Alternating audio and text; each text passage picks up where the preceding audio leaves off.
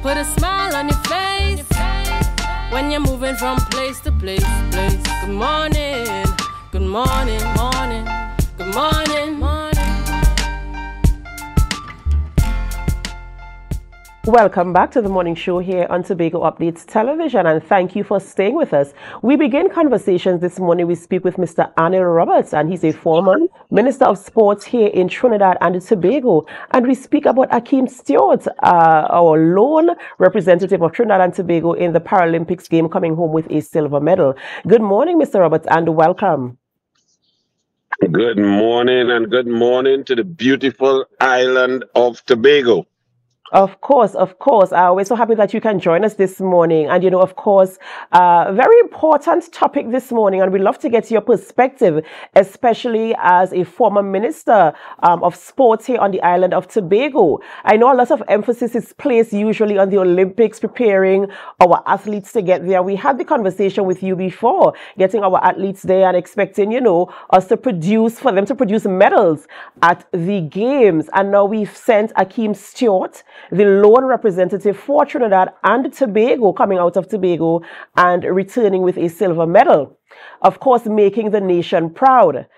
The situation now is that he has been rewarded a token, $150,000, if I am correct, and the conversation is now in the air.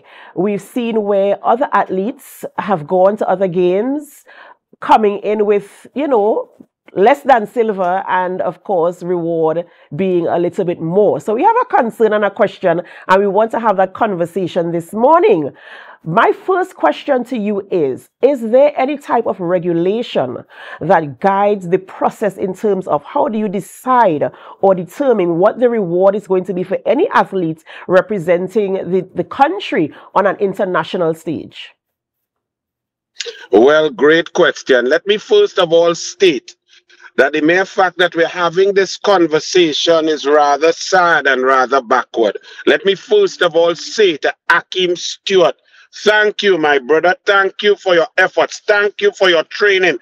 Thank you for going out on the global stage and flying the flag of Tobago and Trinidad high. You missed a gold medal by 1.5 meters. That is so close for you to come back again after 2016 gold and to bring glory to Trinidad and Tobago, to you, your coaches, your management, your parents, your family, to the island of Tobago.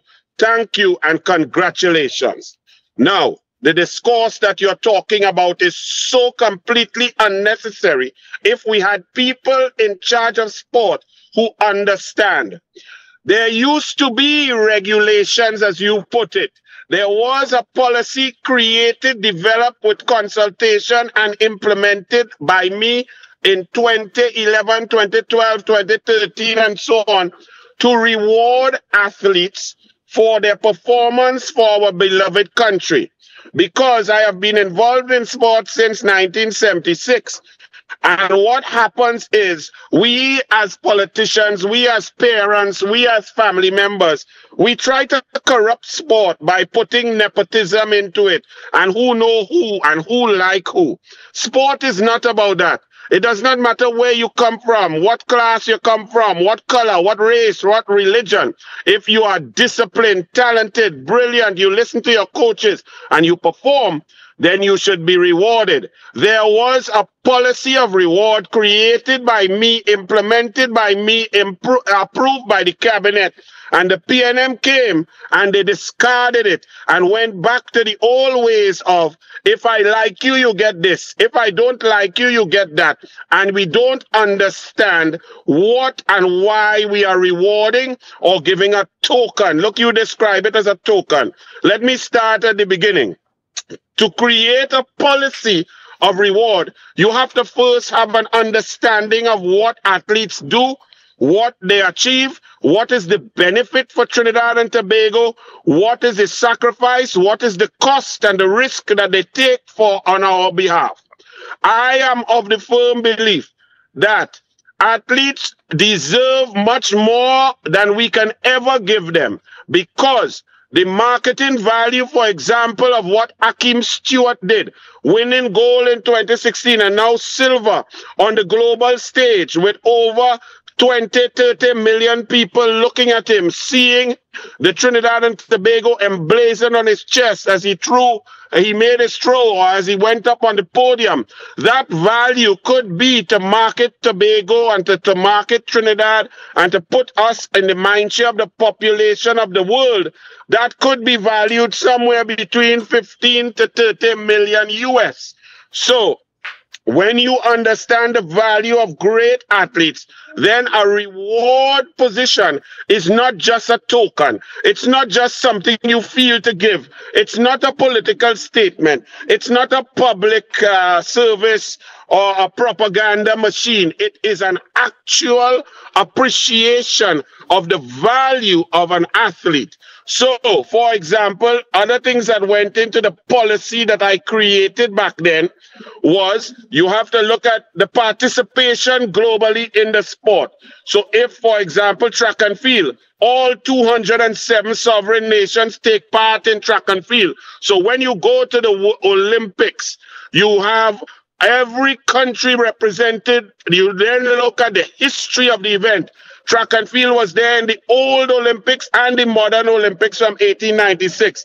All countries participate. So when you get in there and you become the best of the best, that is a great achievement. If we compare it, for example, to cricket, the Cricket World Cup, as opposed to track and field Olympic gold or to Football World Cup, will not hold as much weight or value in that less countries participate in cricket. So in cricket, in a World Cup, you will have, 12 main countries and then another 10 or 12. The game is growing now. So that's another point. These things are dynamic and must be adjusted as sports improve, sports get accreditation, more people participate.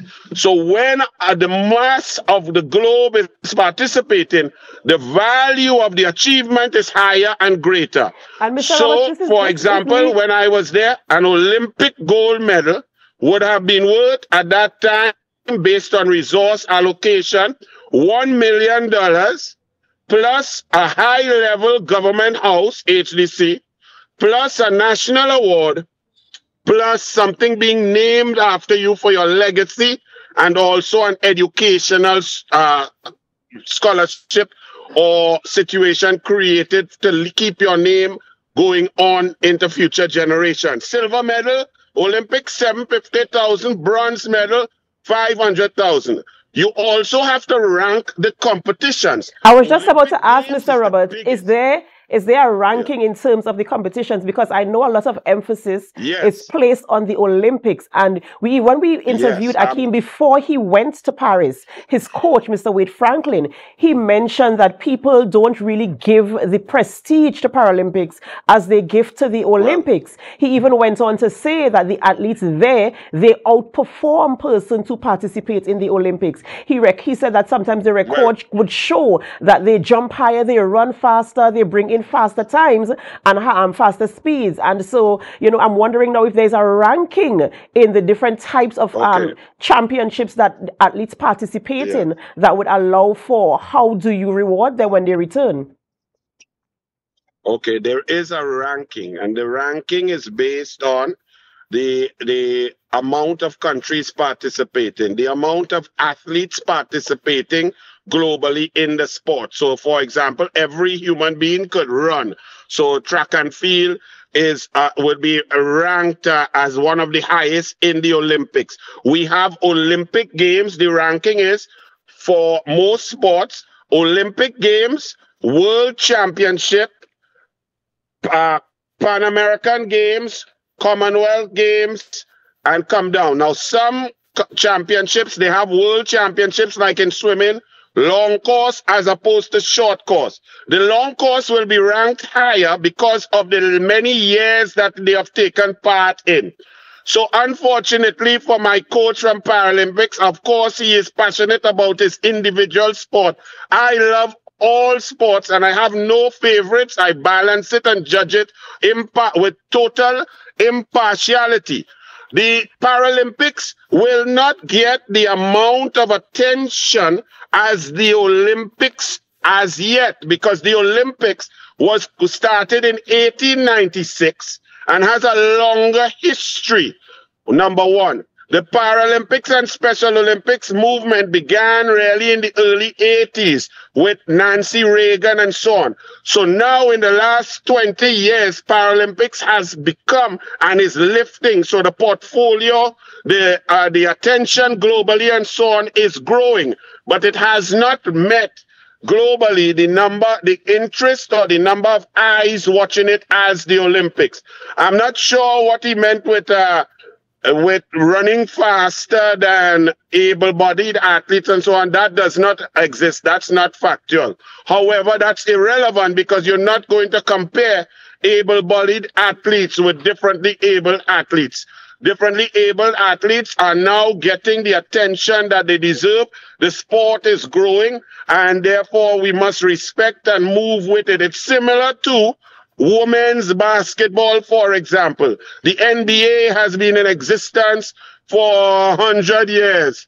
The WNBA is now getting eyes on it. They're now generating people to watch it. Therefore, the money is now coming in. The sponsorship is now coming in. The salaries are low compared to the men because the game was not as respected as before, and it's a newer product.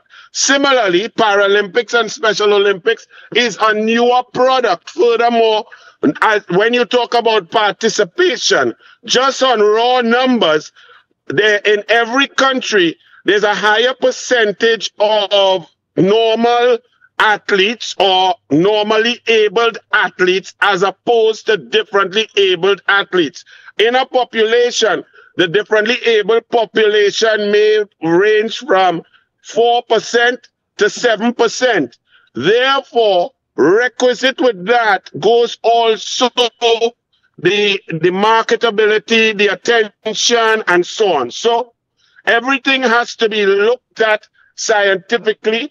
It has to be looked at with money and marketing dollar value, attention. So it cannot be compared. You have to compare apples with apples, Karaili with Karaili, and bygone with bygone. So the fact is, the main point is, we should not be having this discussion because the policy or the regulations, as you describe it, were there. So it does not matter whether you're from Tobago, Toco, Matlot, Cuba, Chaguanas. Once you achieve certain things, Olympics, Paralympics, individual sport,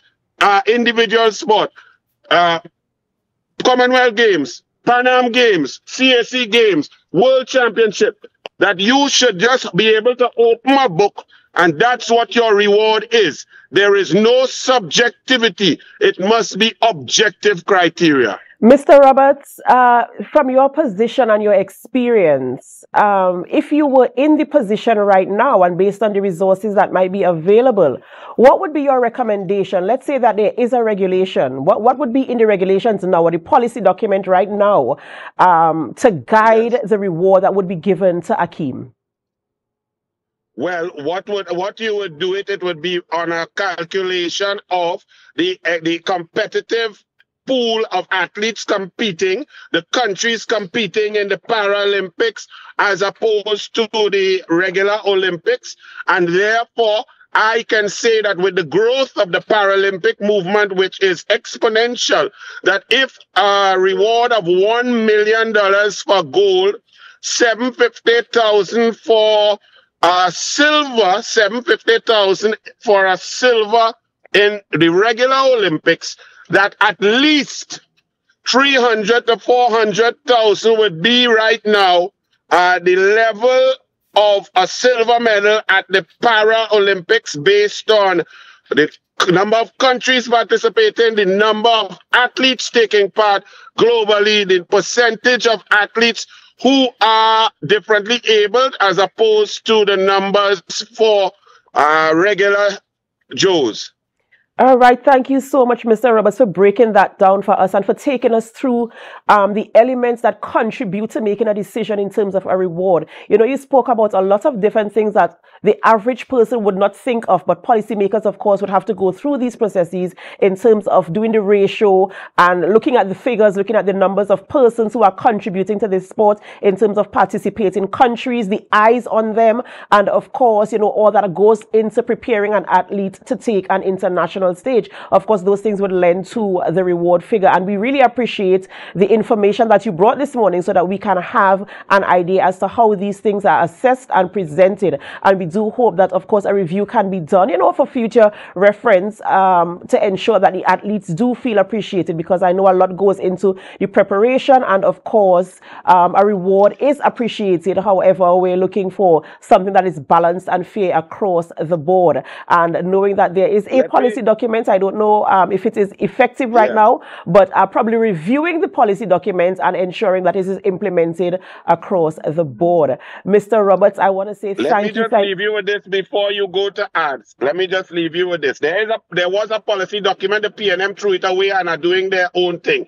For example, Dion Lendor, may God rest his soul, before he won a world championship indoor silver medal, the PNM just said that that doesn't count, but that they went to reward CAC games. A world champion indoor medal is of a higher ranking based on the number of countries participating, the level of competition, the number of athletes taking part. It is higher ranked than a Central American and Caribbean Games medal. But I want to leave Tobago with this. While I give you a whole, and there's a lot more that will go into it, and there's junior athletes, team competitions, and so on, I want us to remember the main thing here is well done, Akeem Stewart, my brother. I appreciate the hard work, the sacrifice, you and your coach every morning, every evening, torturing your body to bring glory for Trinidad and Tobago.